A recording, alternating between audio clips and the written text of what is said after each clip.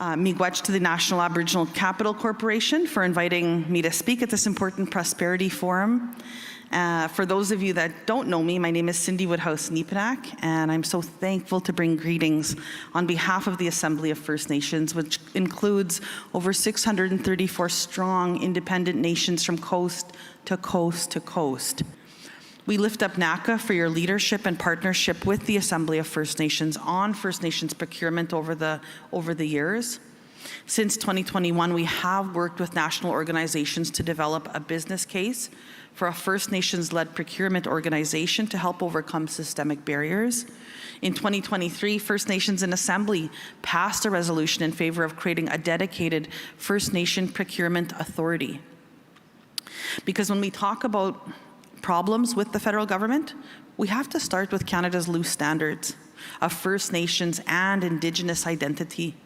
Properly deployed, the government's multi-billion-dollar First Nations procurement program can have a significant benefit to the economy. Sadly, instead, pretendians are stealing opportunities from hardworking First Nations businesses. In fact, 1 year ago today, the national news started to report on a massive rise in firms listed as Indigenous in the Federal Registry of businesses eligible for federal contracts. By the end of the year, the Auditor General was launching an investigation into concerns of front companies and recognizing First Nations must lead the authentication and certification processes for procurement based on definitions that we set. To be recognized, the entrepreneur or the company must be from a nation and they must know them as their own. Without a connection to the community, there is no benefit to the community.